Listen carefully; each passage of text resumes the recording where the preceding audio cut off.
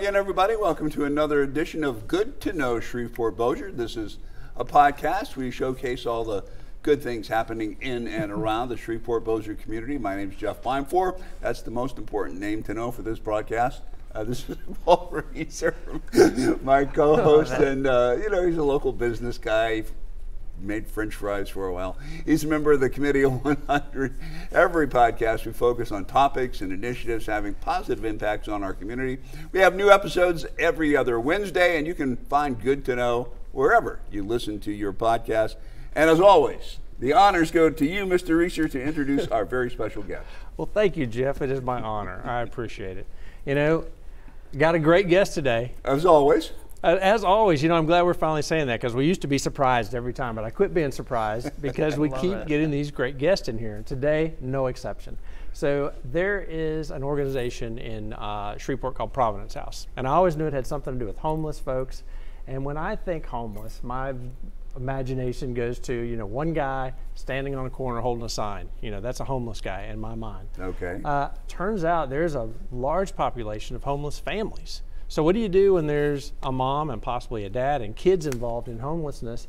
Who helps out with that? Who takes care of that? It's a population I've never even been aware of. I bet we're going to find out. Well, today we have the director of the Providence House. She's entertaining, vivacious, enthusiastic. You're going to love this woman, Jeff. I've already figured that out just from the little conversations out in the hallway. Are you ready to meet her? I am. Are we ever going to get to meet her, or is there an introduction anywhere in our near future? Absolutely. Okay. So today we have the executive director of the Providence House, Miss Verni Howard. Verni, thank you for coming out today. Thanks for having me. I'm excited to be here. Thanks for your patience during our introduction. I love it. I love it. Vivacious is very descriptive out in the hallway. I got that, picked up on that in about 30 seconds. I love people. I do. I love people. Even me and Jeff. I do. So it's remarkable. Looking at your background, though, it's very interesting because you've got a degree from LSU in microbiology. You were accepted into medical school. That's right. And then you went ahead and became 15 years in commercial banking. That's right.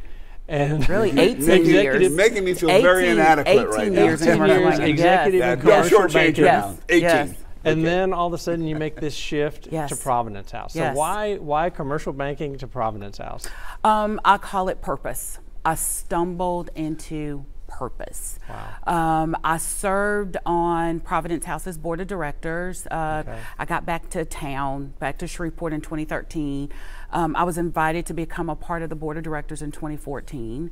And I had a lot of experience in serving on nonprofit boards across the country. Mm-hmm. Just you name it, and we did. And it was really part of work, but it was also a part of passion for me. And so when I was invited to be on Providence House's board, what an honor and what an opportunity to learn about this organization. Never in a million years would I have thought that we would be sitting here now having a conversation and my role would be executive director. That was not the plan. It was just not the plan. Well, I know they're looking at expansion, or you're looking at expansion, but tell us a little bit about Well, I was going to say, before we go further, let's define for everybody watching and listening what Providence House is all about. Okay, so I love that question. We are an emergency homeless shelter for families with children.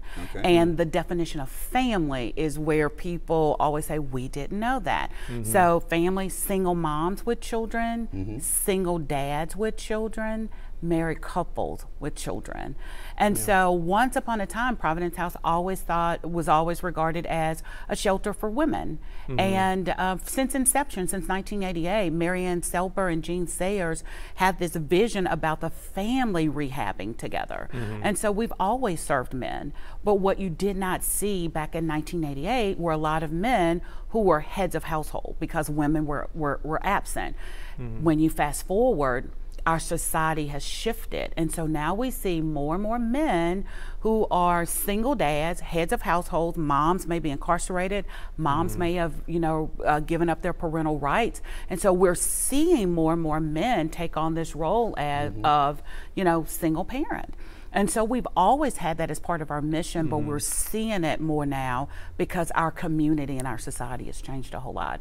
So it's an emergency shelter for families. Kind of always went with what you said at the beginning, the single guy with a sign on that. I guess I never really gave a lot of thought to that. Homelessness looks like the three of us. That's what it looks like. And COVID was what I call the great equalizer. Wow. COVID really exposed the vulnerabilities in our communities. You saw men and women who were working at Bentler Steel, and they were making, you know, a ton of money, and they were the sole providers. And when Bentler Steel stopped because of COVID, so did their income, so did their savings. And then there you are exposed, like, what do we do? And so we were serving, during COVID, we were serving men and women who had worked at manufacturing plants, teachers, people who were the breadwinners in their households. So homelessness can happen to anyone. How close is the average family to being homeless? We used to say, you know, there was this old adage, you know, we're all one paycheck away. I would say we're all a half of a paycheck away from being homeless. Yeah. Wow. We are seeing a population, an uptick of need, but it's not the uptick of need that concerns me.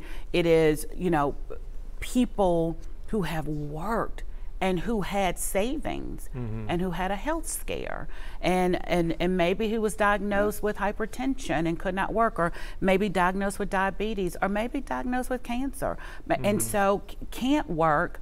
They've gone through their savings, and so it's no longer one paycheck away. It's just one circumstance away. Wow. We're all just one circumstance away from homelessness.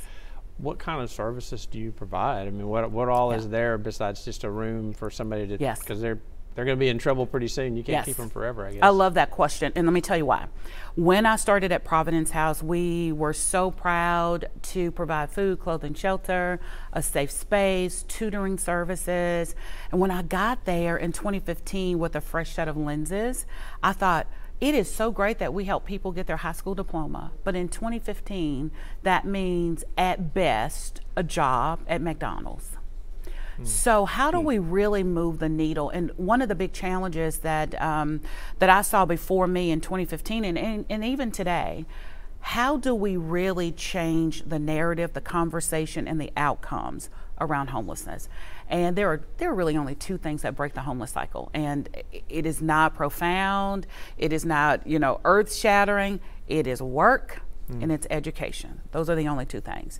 And so we set out as an agency to really go beyond high school education. So we partnered with a local community college, and we said, hey, what would happen if you brought your community college to our campus?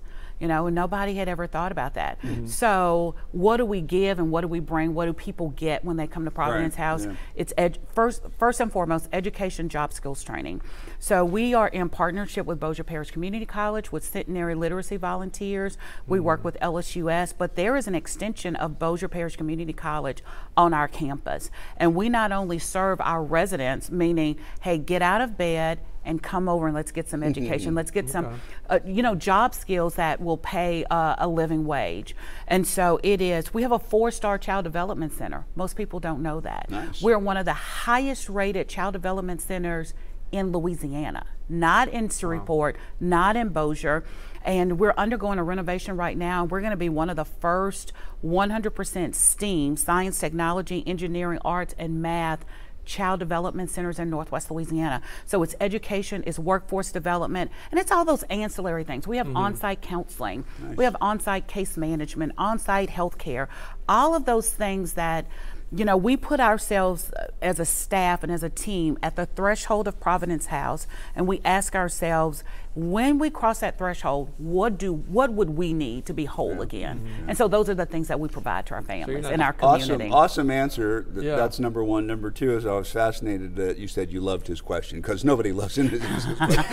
I do. I love the question. But look, you obviously place a great emphasis on education. Absolutely. But absolutely. And how do I phrase this? So this would be for the folks that don't have education, but you're talking about folks that worked at Bentler Steel or wherever, that we assume they were making good money and they had an education. Now they're in that situation. Do they really need education, or do they need a job? So when we talk about education, I am really talking about from high school to some type of certification to college. So everybody who walks in may have a skill.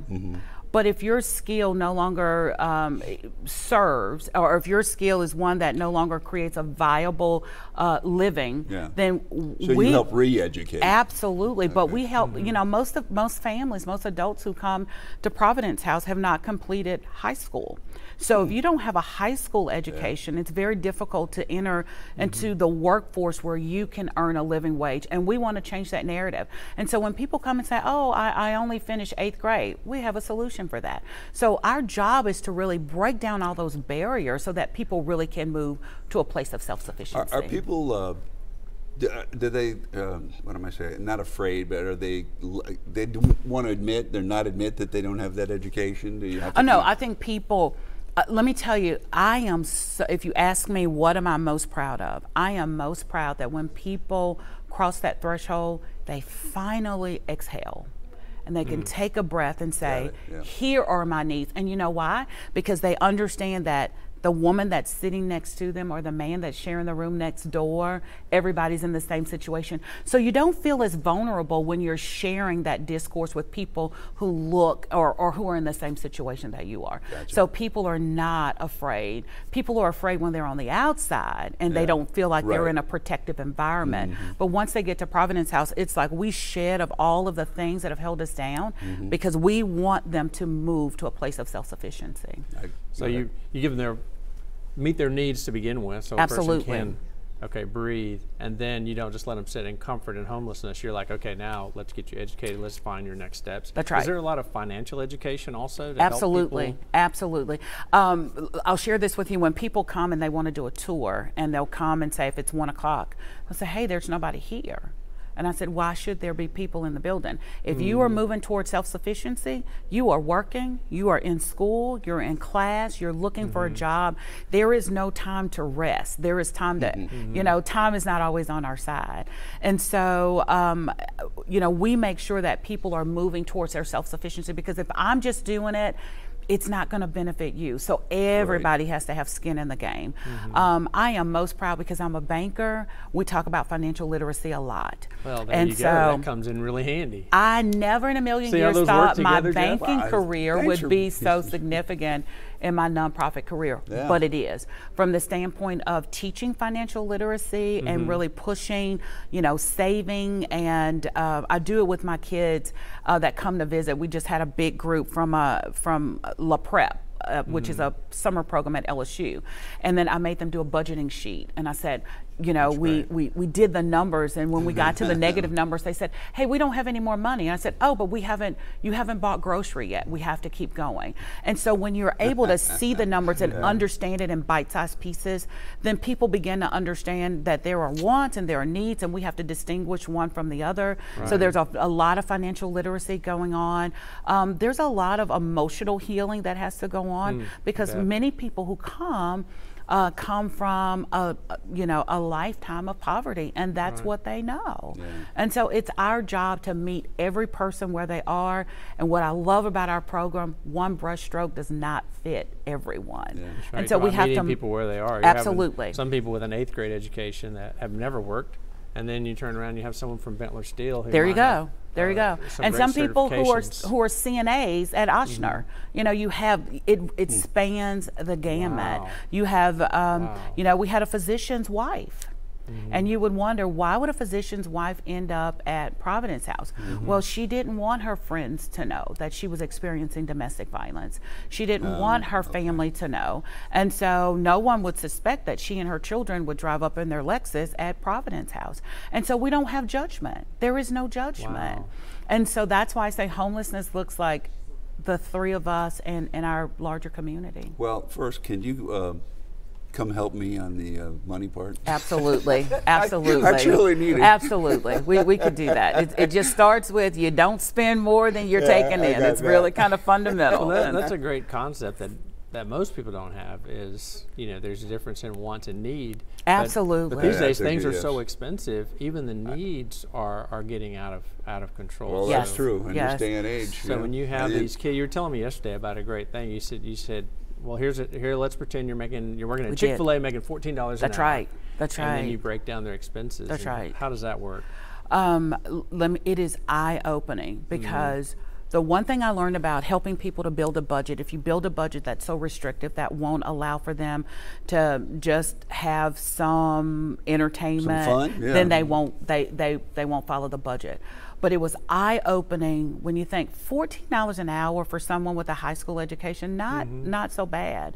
But when you're paying more than 40% of your income towards housing, then you're experiencing a housing burden.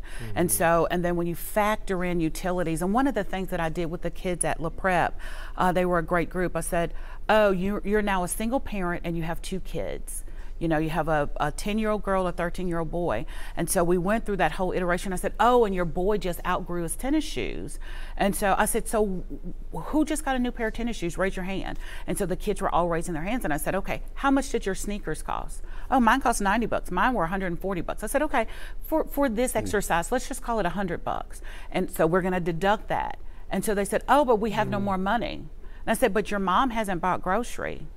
And your sister outgrew her uniform." And so when you put it in context where people can follow it, and we don't make it so convoluted and so expansive where people can't digest it, if you Just don't really do bring that, it home to if them. you just bring it home, and if you tell somebody, You tell them where they can buy some cheaper shoes. that's right, or if you Yeah. tell someone, "Hey, you can get your nails done, just not every single week." Well, I mean, know. all this stuff That's seems a kind of huge- basic, right? But It does to you and I, yeah. because we are accustomed to budgeting, and we're talking about, if we had never been exposed to it, it Right. wouldn't seem basic to Yeah. us. But because we've had some exposure, it's now, hey, it's just kind of common sense. But when you have somebody who's had nothing, Right. and all of a sudden, you've hit what you call rock bottom, it is not so common. And so we assume we start at the same space. When you come across folks that have been doing well, then all of a sudden aren't doing so well, Yeah. how do they deal with it? Emotionally traumatizing. And let me tell you, when you see that, more often than not, they're not just doing well for their family, but they are the backbone for their extended family. They are the uncle or the aunt or the cousin that everyone goes to for advice or for a little bit of extra support. So it is really emotionally traumatizing for those people, and they stand to lose so much, and often can't see that there's really an opportunity for new beginnings, but you can't see it because you kind of stick your head in the sand like, Right. I can't believe I'm here. Yeah. But again, COVID taught us that we can all be there. And, even if you plan ahead and you've saved, the market can crash. Anything can happen to anyone. And so that's why I say, let's not judge a whole group by I'm not judging. No, I'm just- not you, yeah, but yeah. that's the message around homelessness. We A can't little say defensive there, Jeff. no, but Kind of judging me, Paul. but in terms of homelessness, people often think that people are homeless because they didn't plan well, Right. or because they Right, yeah, yeah. didn't budget. That is It's like you those said are earlier, things. one circumstance. Absolutely. And there's so many Absolutely. underemployed folks. So I had, Oh, I was yes. working with Cassie Hammond, who was another Yes. guest of ours, who does work more with individuals. Yes. We were giving out clothes down by her establishment, by the hub. Yes. And a guy comes walking up, he's wearing a Sonic uniform, my old business, one of my employees. I'm like, Yes. Pierre, what are you doing here? He's like, Yes. I need some help, Mr. Paul, Yes. Yes. And it just kind of was really eye-opening to me that people can have a job and work hard and still just not have quite enough. Absolutely.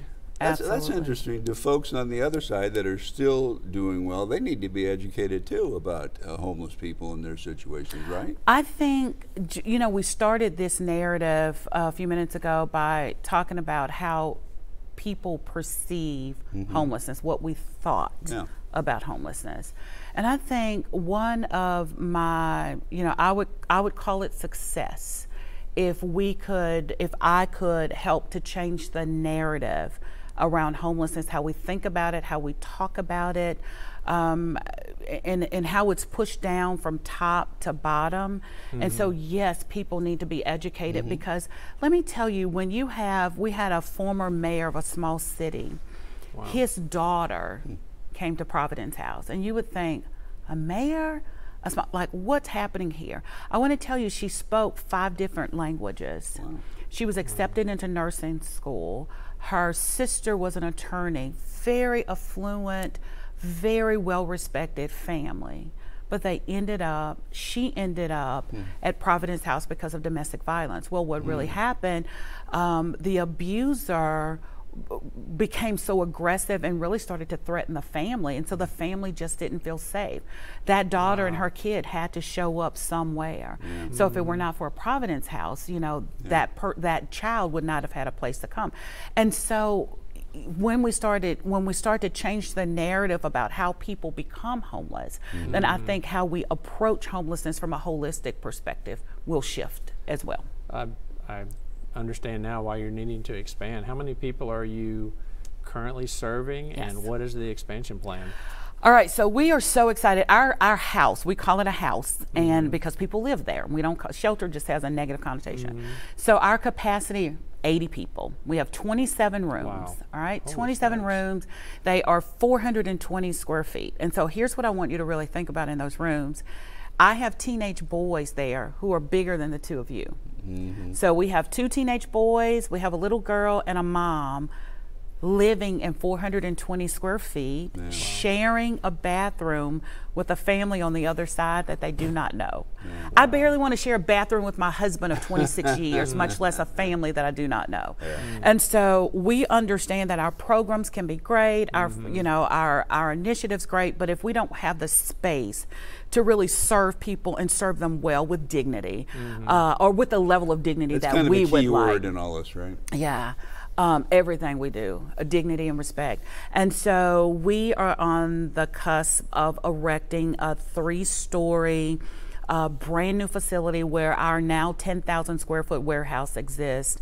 We're going to deconstruct that warehouse and erect a 3-story building that would adequately accommodate these families in a way that moms and dads and children have, you know, great pride and feel a sense of I'm safe and I can do this, and it'll be a hotel style building. We are just so excited about this. We'll have the capacity to serve 130 people. And so we will continue to use our 814 Cotton Street location for homeless services. The fastest growing segment of homelessness are kids that are 16 to 19 years old. These are kids who've dropped out of school, they've dropped out sometimes 3rd grade. They are just kind of bebopping up and down the streets, and if you're wondering why we have crimes and carjackings and all of this, these are kids who have just coexisted on their own. And so we certainly want to create a space for those young adults where they can just come in and do what? Just take a breath and say, hey, for a minute, be 16. And let's get some reading skills in you. Let's get some math skills. Let's get some education. Let's get some workforce development skills. Let's teach you how to drive a forklift so that you can make a living wage. And then let's show you what love looks like. Let me show you what nurturing looks like. We have to model those things for people who've never had it before. And so we'll continue to use that building to service that 16 to 19-year-old group, or in the housing part of it. We've had all these natural disasters. We've had this whole apartment complex fiasco, and there was really nowhere to place people. And that's very recent. And, yes. And prevalent to this conversation. So we just had 3 apartments, buildings, complexes in Shreveport. They were just shut down. That's right. And there were still families in some of those. That's right. Turned to you? A lot of them did. Providence House was the fiscal agent for the city of Shreveport, but there were some families to this very day who are still there. Oh my gosh. And it's not because there are some families that are there. So without water or power. So we will use that space, that residential space, for emergencies like we've experienced here. So we are so much more than food, clothing, shelter. There's a misconception of the people that just lost their power and water. A lot of them were paying their bills. Oh, these were not men and women who didn't pay their rent. These were men and women some who had lived there 22 years and were paying their rent, and the landlord didn't pay the water bill. And so for an extended period of time. And so now we have a landlord who is living their best lives, and then we have hundreds of people who were left to pick up their lives. A lot of them work for Barksdale Air Force Base. We had a lot of veterans at the Jolie. Wow. This should never happen in the richest country in the world, but we see it happening right here in Shreveport, Louisiana. And so it really just exposes the vulnerability of people and community. But what I love about it, it was just a beautiful amalgamation of kindness and generosity from this community. So many people called just to say, how can we help? Right. Verni, what do you need us to do to help these families? What do they need? How do we ensure that when they get into their new space, they have everything that they need? So there is generosity in this community like we have never seen before. Right. And it's in the case of a crisis, we see it so beautifully. And if we can continue to have these kind of conversations, healthy conversations, long term, more and more people will realize it really doesn't take so much to change things, but it just takes all of us to change things. All right, I'm going to take over for Paul because he normally asks this question. Yes. But I'm going to do it today. Okay. So if people want to get in touch with you, yes, how do they do it? I'm so easy to find. Providence House, it's theprovidencehouse.com. That's our website.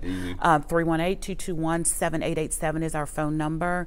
And go to our website. Anything you want to know about volunteering, donating, getting involved, any of that is all on our website. Or just ask anyone I'm talking to with Verni. They go, "Oh, Verni! Oh my gosh, you're Verni!" I mean, you are well known in this area. Well, let me just tell you, and much loved. I am so fortunate to have had two amazing parents. My dad pastored one church for 50 years. My mother was a social worker. And my parents taught me that we are our brother's keeper from the time that I could just even read or begin to understand language. And it is the lesson that they passed to me. It's the lesson that I'm passing to my children. We are never in a position where we've made it. We've just made it to the point where we can reach back and help somebody else, and it's our responsibility. It is not the federal government's responsibility. It is not those people over there. It's all of our responsibility to be kind. And so I am just the product of a Baptist preacher and a good old social worker who taught me, the benefit and the gift of community. Those are pretty good lessons they took. Huh? They are great lessons. I certainly hope my children are taking all those cues, because my husband and I are teaching those same lessons to my now almost 17-year-old and my 14-year-old. Do you try to imply those lessons to folks that come to your house? Oh, absolutely. Are they receptive? Very. Providence House, we volunteer at the food bank. Our children who live at Providence House volunteer at the food bank. We are a part of this community, and being a part of this community does not mean that you have your hand out. It means we take a posture of gratitude. We say thank you for everything that someone does, and that's what we teach.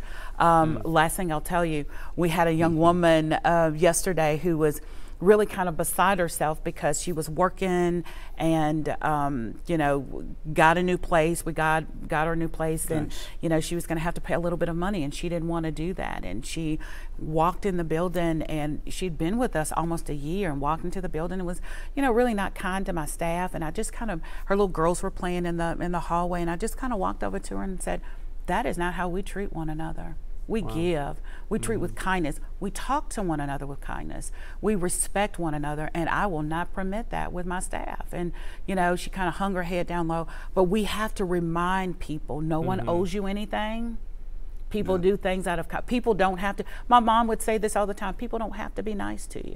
And so we teach those lessons because we want them to go back out into the community to remember that they got back into the community because of what somebody else did for them. So, yeah. All right. Okay, we got about a minute left here. Well, this is what I always do. In summary, I know. In summary, I just think it was so interesting when you talk about the fastest growing demographic of homelessness is these 16 to 18-year-old young men. And the opportunity to teach them, to help get them off the streets. Do you think that is the pathway to lower the crime? Absolutely, unequivocally, without one doubt. Because everyone says, what do we do? Yeah, a boy or girl can't learn to be a man or a woman unless they're taught. I wouldn't have values if it were not for a mother and a father.